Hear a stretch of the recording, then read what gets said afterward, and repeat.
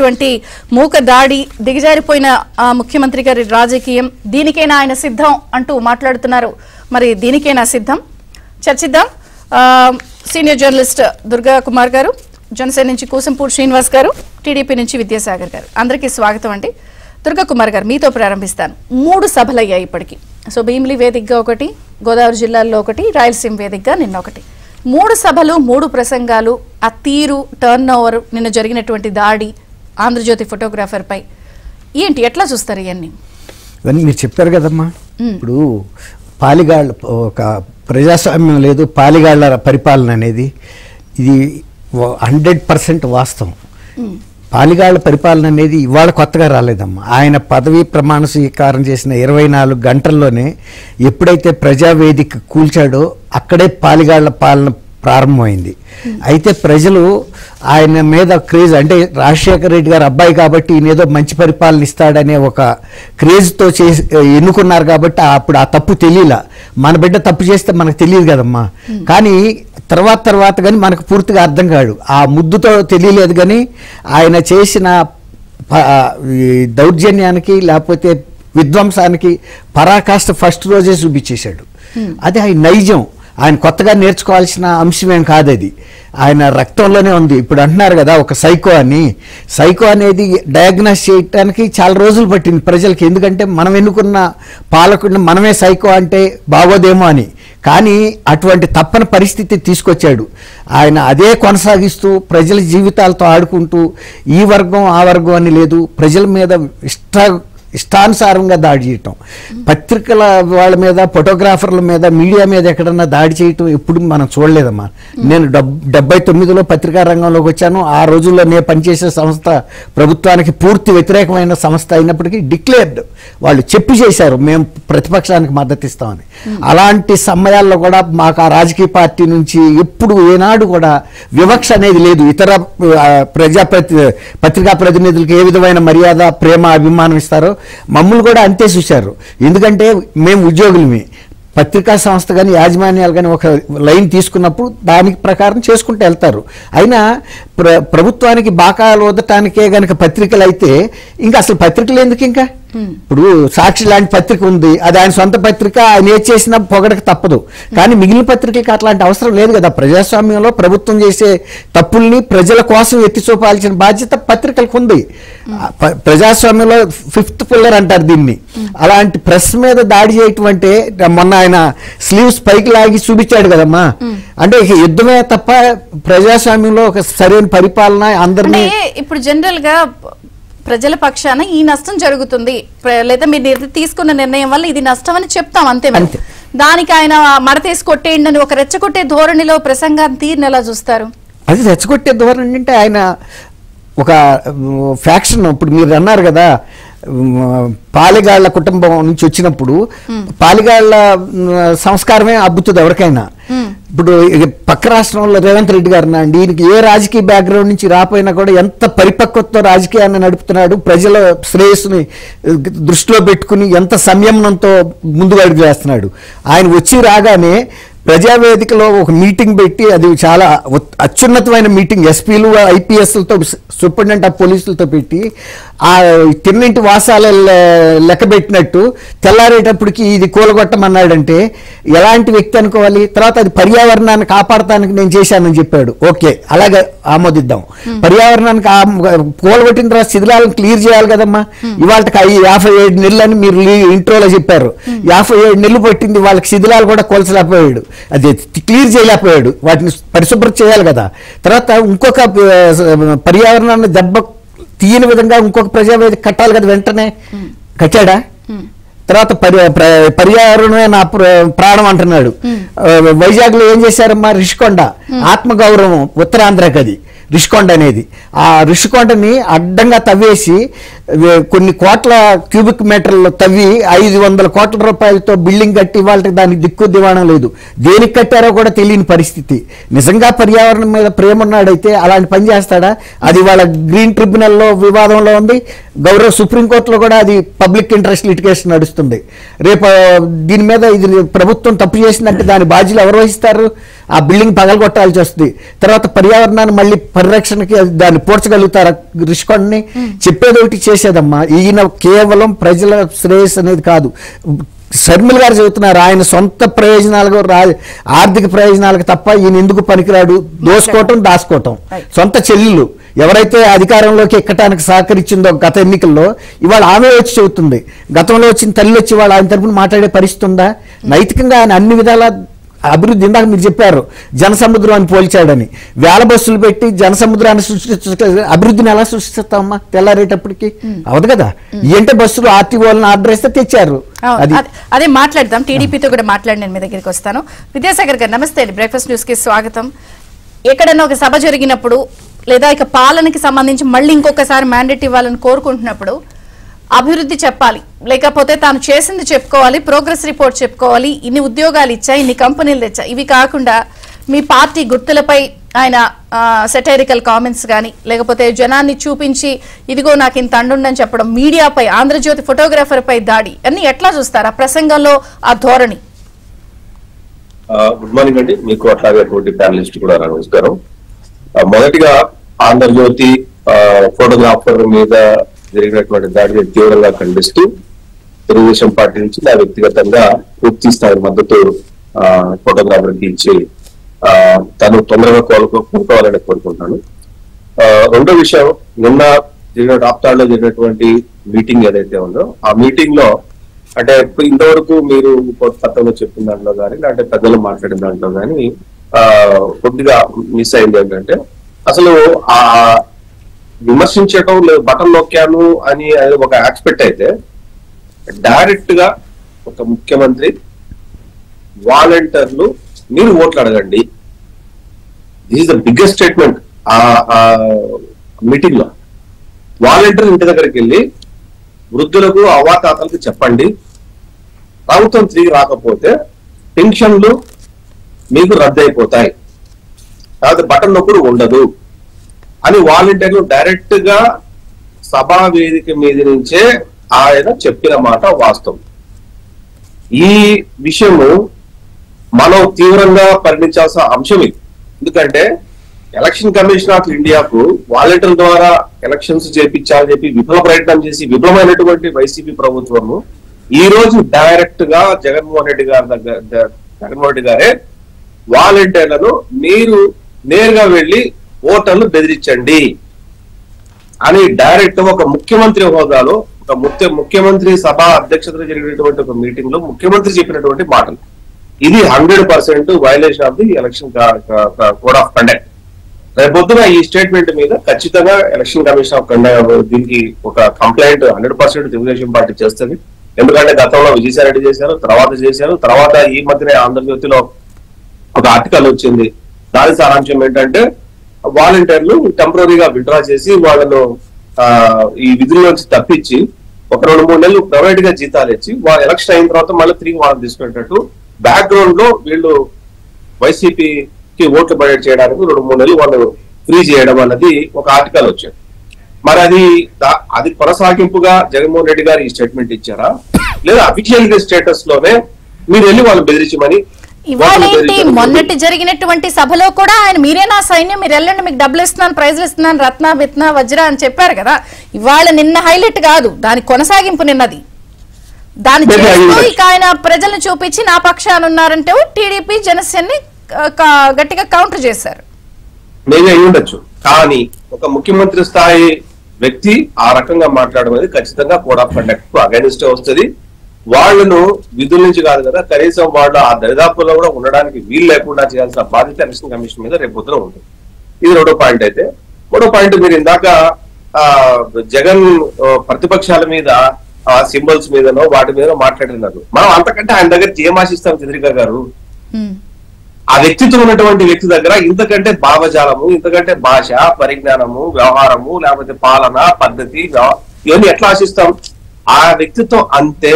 ఇందాక పెద్దలు చెప్పినట్టు సైకో అవడానికి టైం పట్టింది, దానికి ఎంతో డయాగ్నోస్ చేశారు. డయాగ్నోస్ చేసిన తర్వాత ఓటేసి వాళ్ళు అనలేకపోయారు. ఇప్పుడు చివరికి వచ్చేసరికి అంటున్నారని చెప్పారు.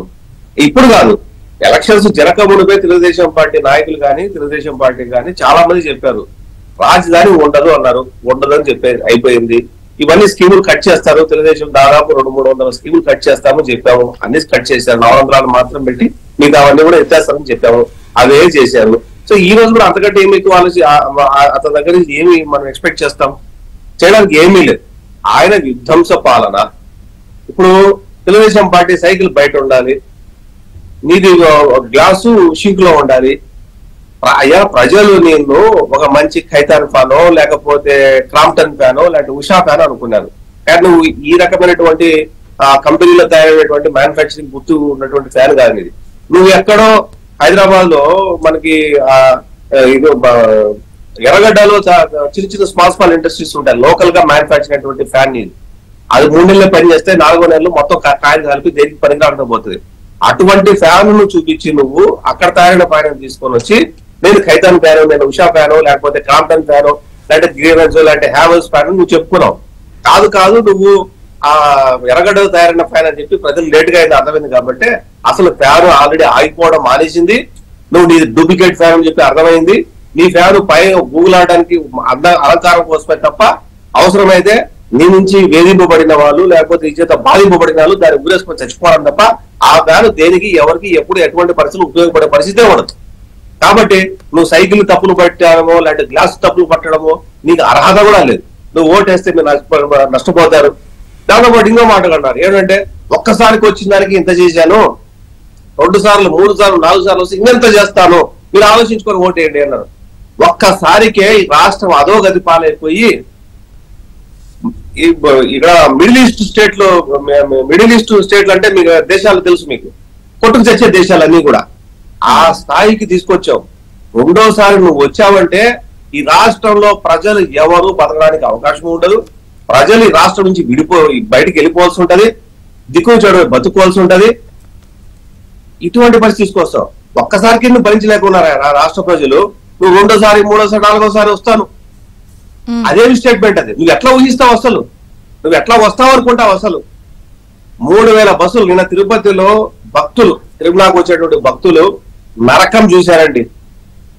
ఆంధ్ర, తమిళనాడు, కర్ణాటక ఈ 3 స్టేట్లు వచ్చిన ప్రజలు జగన్మోహన్ రెడ్డి ఈ బస్సుల్ని తన సభ కోసం వాడుకుంటున్నాడు విని నోరెలబెట్టి చాలా ట్రావెల్స్, ఆటోలు ఆ రేణిగుంటకి వెళ్ళటమో లేకపోతే పక్కన ఉన్నటువంటి గూడూరుకి వెళ్ళటమో లేకపోతే చిత్తూరుకి వెళ్ళటమో అక్కడి నుంచి బస్సులు పోవటమో లేకపోతే చెన్నైకి వెళ్ళిపోయి ఫ్లైట్లు పట్టుకొని వెళ్ళటమో ఇది జరిగేది నిన్న మొత్తం అంటారు. నరకం చూపించారు నిన్న. ఆయన జనాన్ని చూపించే వాళ్ళంతా నా పక్కనే ఉన్నారు, సముద్రం అంతా నాతోనే ఉంది, మీరంతా ఎడారని కదా చూపించే పోర్ట్రే చేస్తున్నారు. ఆయన చూసే వాళ్ళకి జనం కనిపిస్తారు, మీ బస్సులు తరలింపు కనిపించదు. మేము చూపిస్తుంటే మమ్మల్ని కొడుతున్నారు.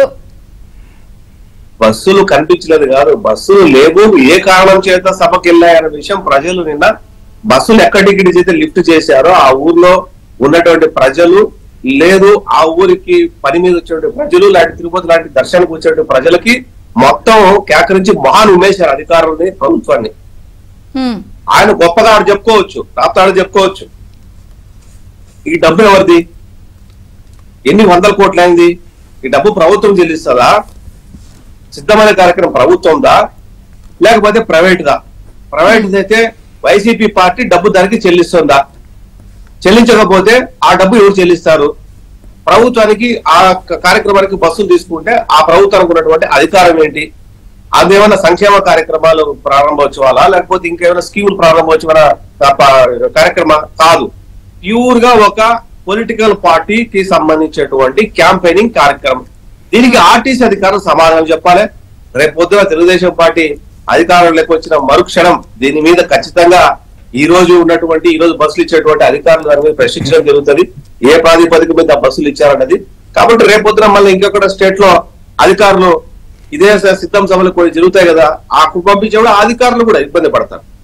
ఖచ్చితంగా దీని మీద అంటే ఎంక్వైరీ రేపు అనేది జరుగుతుంది. బస్సులకు అద్దె కట్టారా లేదా, ఈ బస్సులకు కట్టిన జెండాలు ఆర్టీసీ వాటికే జెండాలు కట్టేశారు కాబట్టి ఇవన్నీ చూస్తారు మీరైతే వచ్చాక. కాదండి ఇప్పుడు నేను బస్సు హైర్ చేసుకున్నాను, నేను డబ్బు కట్టాను, నా ఇష్టం వచ్చి జెండా పెట్టుకుంటా, తప్పేం లేదు. నేను బస్సు హైర్ చేసుకుంటే డబ్బు కట్టేటప్పుడు నా ఇష్టం వచ్చి జెండా కట్టారా లేదా, ఎలా కట్టారు, ప్రజల సొమ్ము కట్టారా, పార్టీ సొమ్ము, ఇవి మీరు అనేది. ఒక బ్రేక్ తీసుకుందాం, జనసేనతో కూడా మాట్లాడు. రాయలసీమ బిడ్డ అని చెప్పుకుంటున్నాడు. ఓ పక్క నుంచి పక్కన ఉన్న రాష్ట్రాల నుంచి మనకి ఇన్ని విమర్శలు వస్తున్నాయి. ఇక్కడి నుంచి ఆంధ్ర వాళ్ళు దోసేసుకున్నారు నీరు అని చెప్పేసి అంటున్నారు. కనీసం సమాధానం చెప్పారా? సిగ్గుండాలి. రాయలసీమలో ఒక చిన్న ప్రాజెక్ట్ కానీ, ఉత్తరాంధ్రలో కానీ ఎక్కడైనా పెండింగ్ లో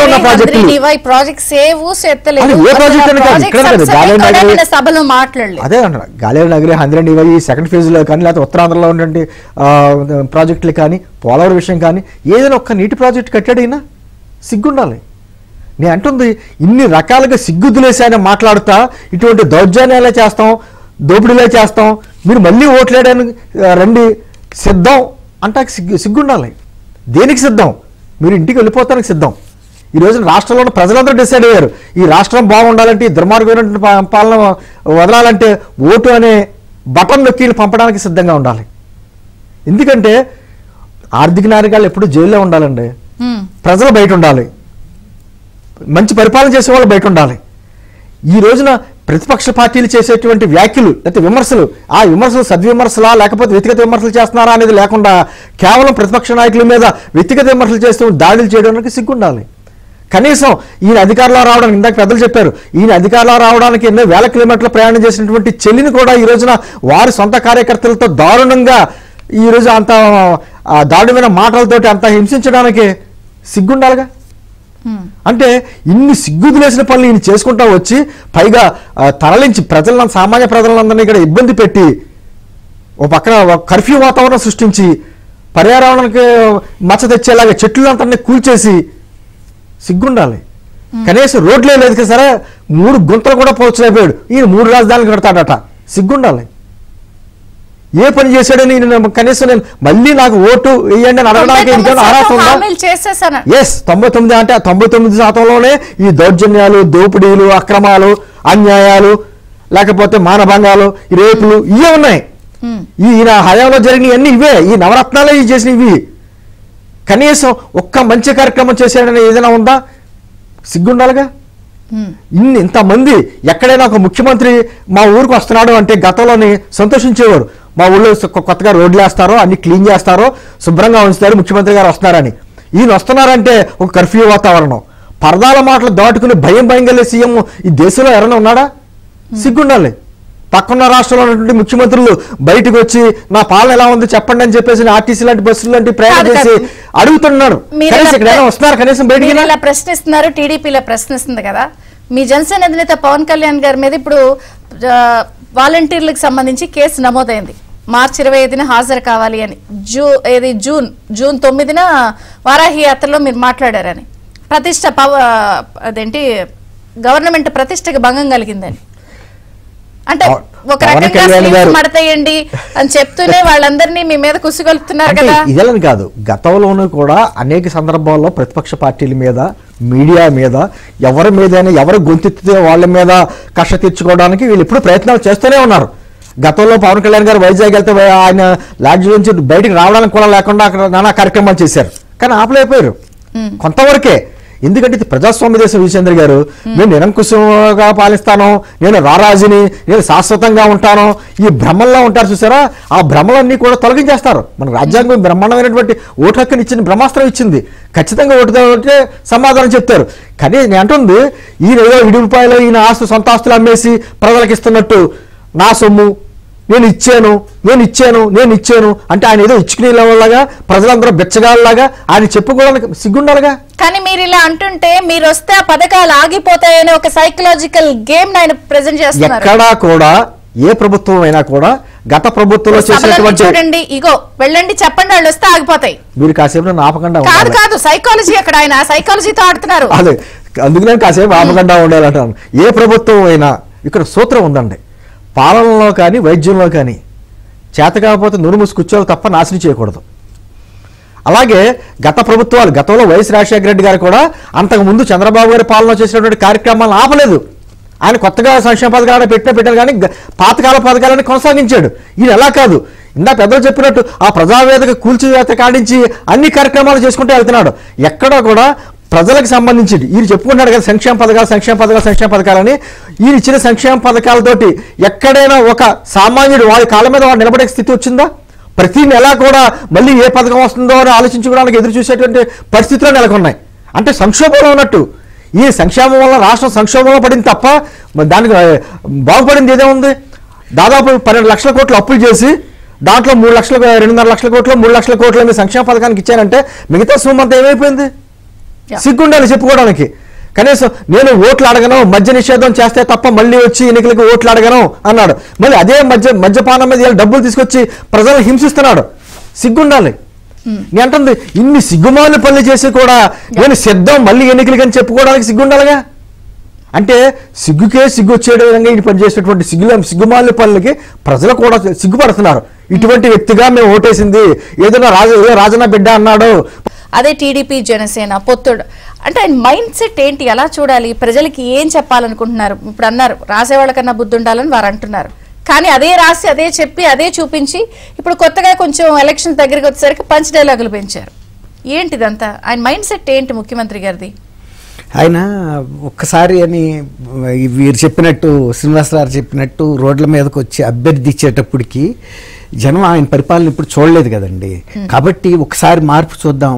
ఇప్పుడు వెండి ఇటుకల మీద అన్నం వండుకునే వాడికి దగ్గరికి వెళ్ళి నేను బంగారు ఇటుకలతో ఇస్తాను అంటే ఎవడైనా పోయి నమ్ముతాడు కదండి. సేమ్ అదే పరిస్థితి జరిగింది. ఆ తర్వాత కానీ తెలియదు అసలు ఇతను ఏంటి అనేది. ఆ రోజు అతను ఏం చెప్పాడు, నేను ఒక 30 ఏళ్ళు పరిపాలించాలి అని నాకు ఉంది, నా ఫోటోలు మీ పూజా మందిరాల్లో పెట్టుకోవాలి, మా నాన్న తెచ్చుకున్నంత కీర్తిని తెచ్చుకుంటానంటే కూడా నమ్మారు ఫస్ట్లో.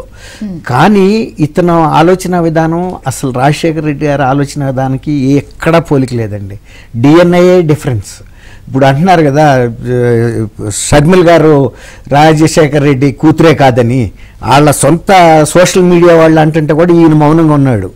ఆమె కూతురో కాదో కానీ అసలు ఆయన DNA ఈయనలో లేదనేది ఆయన తోటి మిత్రులు కాంగ్రెస్ వాదులు కూడా చెబుతారు. అసలు ఆయన స్నేహశీలి, ప్రజల పట్ల అభిమానం ఉండటం, ఆదరణ ఉండటం అవన్నీ డిఫరెంట్. ఒక ఫ్యాక్షనిస్ట్ కూడా ఇలా ప్రవర్తించడండి. ఇది ఫ్యాక్షనిస్టిజం కూడా కాదు, ఇది ఒక శాడిజం టైప్ అనమాట. ఫ్యాక్షనిస్ట్లో కూడా ఒకసారి కాకపోతే ఒకసారైనా వాళ్ళ ఆత్మీయుల పట్ల వాళ్ళు ప్రేమగానే ఉంటారు. ఈయన ఎవరి పట్ల ఉండడు.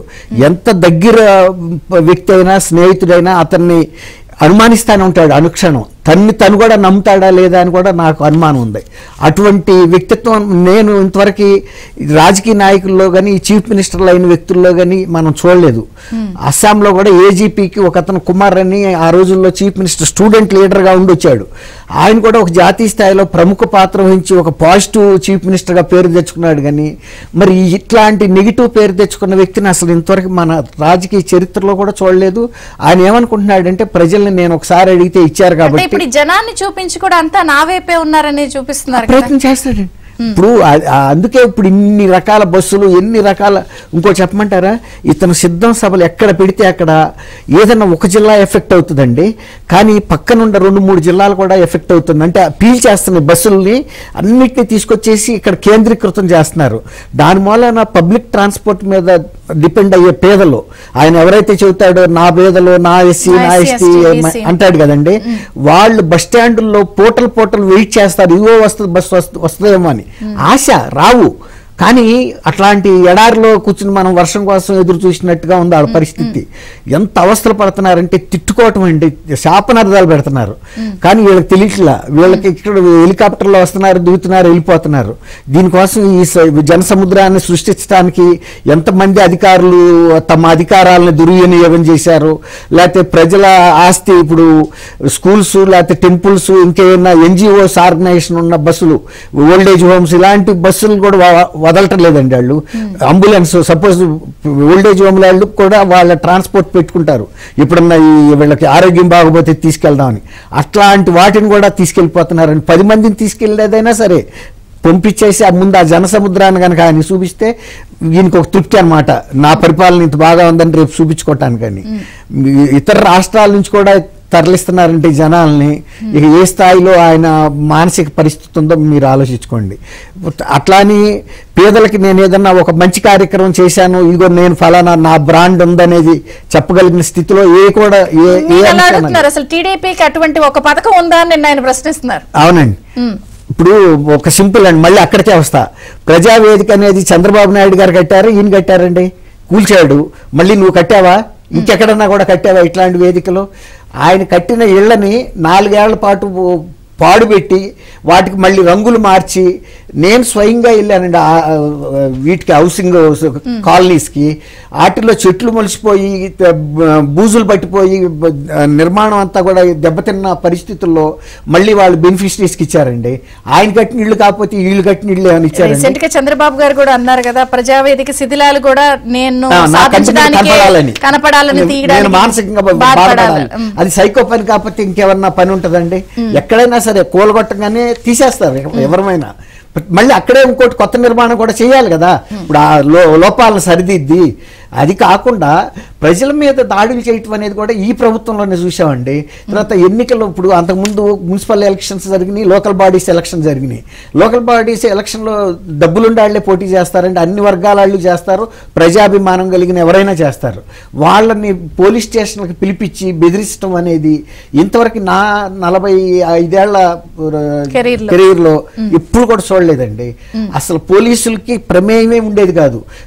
అసలు ప్రజాప్రతినిధుల జోలికి వెళ్ళాలంటే భయపడేవాళ్ళు, అభిమానంతో గౌరవించేవాళ్ళు ఎక్కడన్నారు.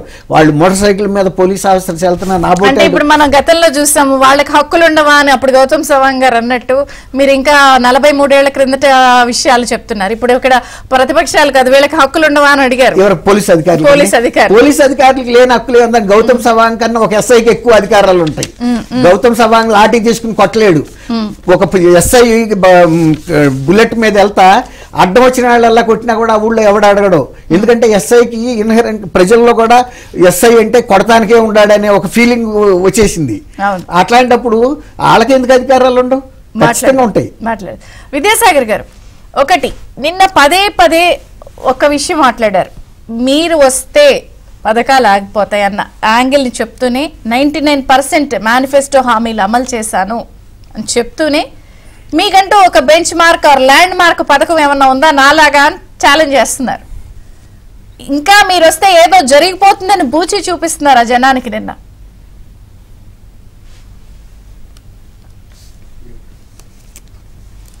మ్యూట్ ఉన్నారు.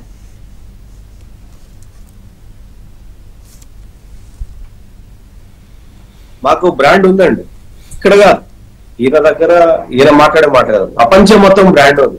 తెలుగుదేశం ప్రభుత్వం అన్న, తెలుగుదేశం పార్టీ అధినేత చంద్రబాబు నాయుడు గారు విజనరీ, అభివృద్ధి, అది మా బ్రాండ్.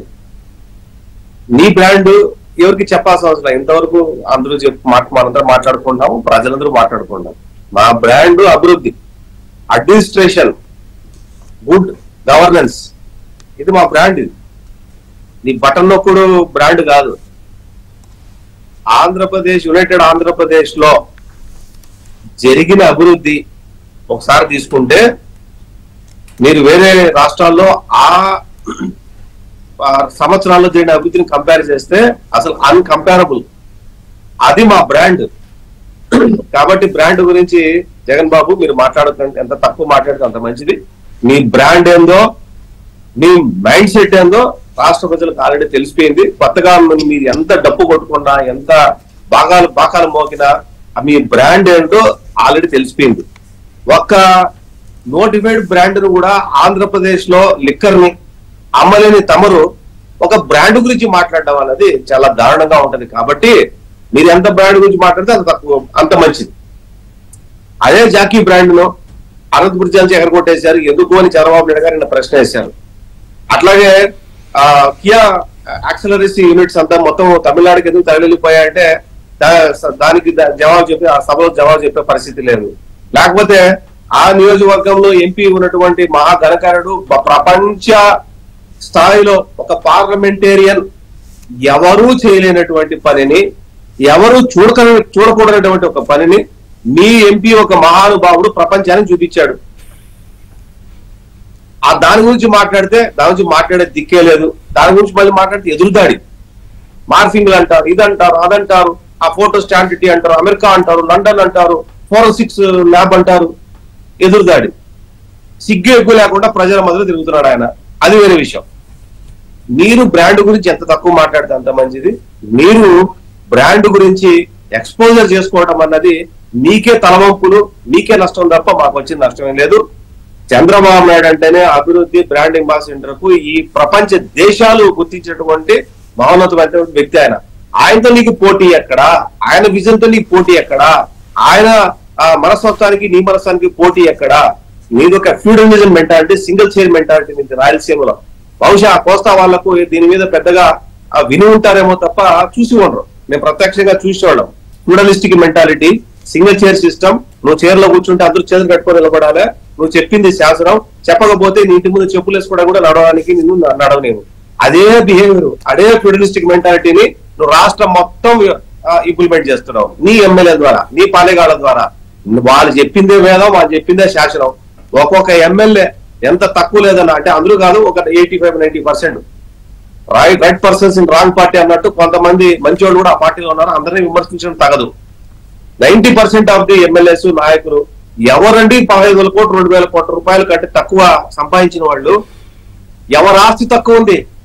కొండలు మింగేశారు, ఇసుక మింగేశారు, న్యాచురల్ గా ఉన్నటువంటి రిసోర్స్ అన్నిటి మింగేస్తున్నారు. లిక్కర్ల దగ్గర, బ్రాండ్ల దగ్గర డబ్బులే, ప్రతి ఉద్యోగస్తుల దగ్గర డబ్బులే. మీరు ఎవరో వేసేటటువంటి వెంచర్లలో రిజిస్ట్రేషన్ చేయాలంటే రిజిస్ట్రేషన్ లో మనుషులు పెట్టి డబ్బులు తీసుకుంటే పరిమాల పని ఈ దేశంలో ఎవరైనా చేయగలరా? నేను బటన్ నొక్కాను, నేను బటన్ నొక్కాను, నేను బటన్ నొక్కాను అని చెప్పుకోవడం తప్ప నీ జోబు నుంచి డబ్బులు ఇవ్వలేదు. ఒకటి విజయేంద్ర గారు, నాకు ఆశ్చర్యం. ఆ వ్యక్తి అంటే నాకు చాలా ఇష్టం.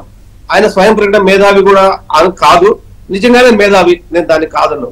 కానీ ఆ మేధావి ముసుగులో ఉన్నటువంటి వ్యక్తి మామూలుగా వీడియో రోజు 2-3 వీడియోలు చేసి పెడతా ఉంటాడు. ఆయన ప్రజలకు డబ్బు పంచడం అభివృద్ధి కాదని ఒక వీడియో చేశాడండి.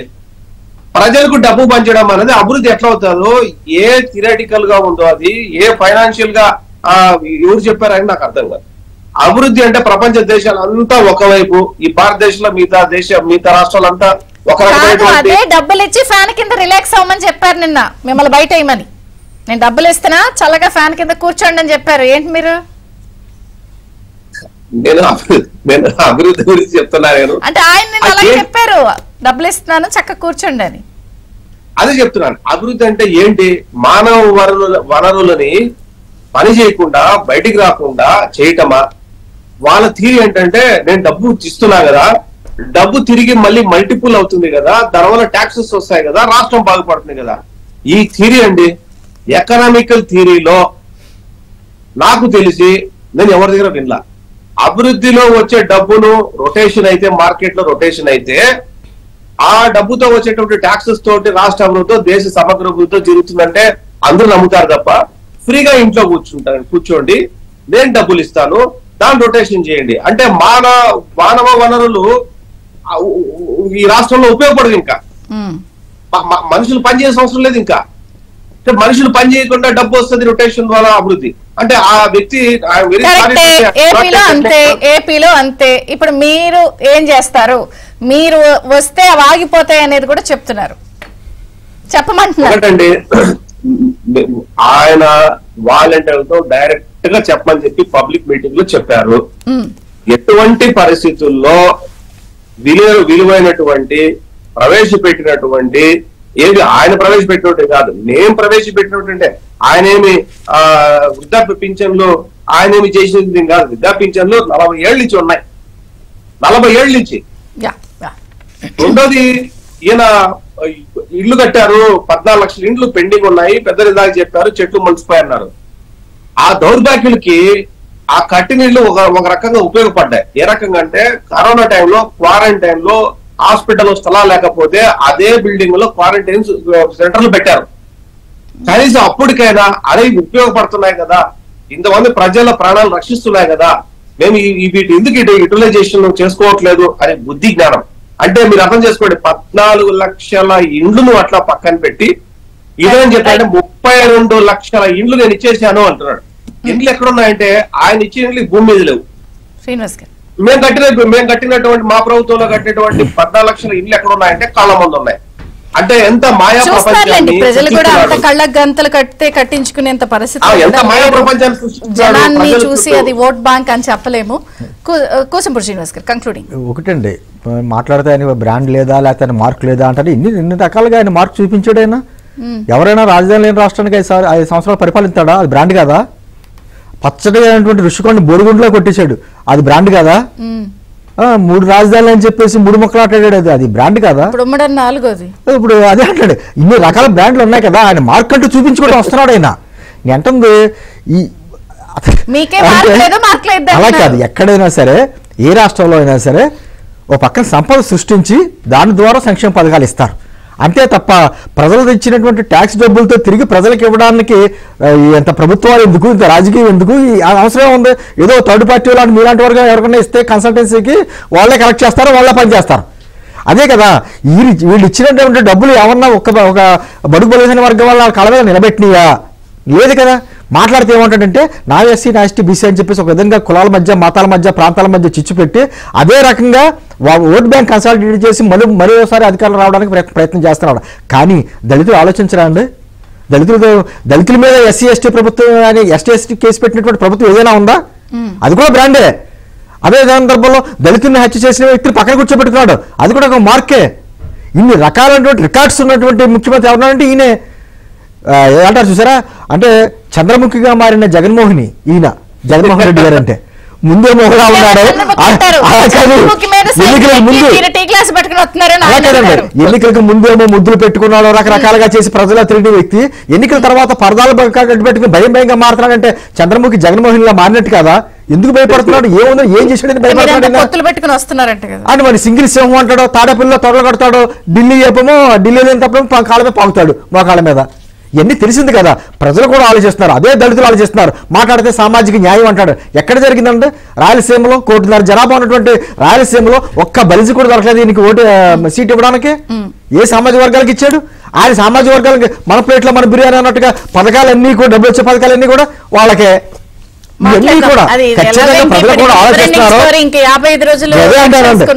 సిద్ధంగా ఉండాలి, తిరుగుతాయో మీరెలా దేనికి ఆయన చెప్పిన దానికి మీరెలా సిద్ధం అవుతారో చూద్దాం. సిద్ధంగా ఉండాలి ఇంటికి వెళ్ళడానికి. థ్యాంక్ యూ శ్రీనివాస్ గారు, థ్యాంక్ యూ దుర్గా కుమార్ గారు, థ్యాంక్ యూ విద్యాసాగర్ గారు. ఇది బ్రేక్ఫాస్ట్.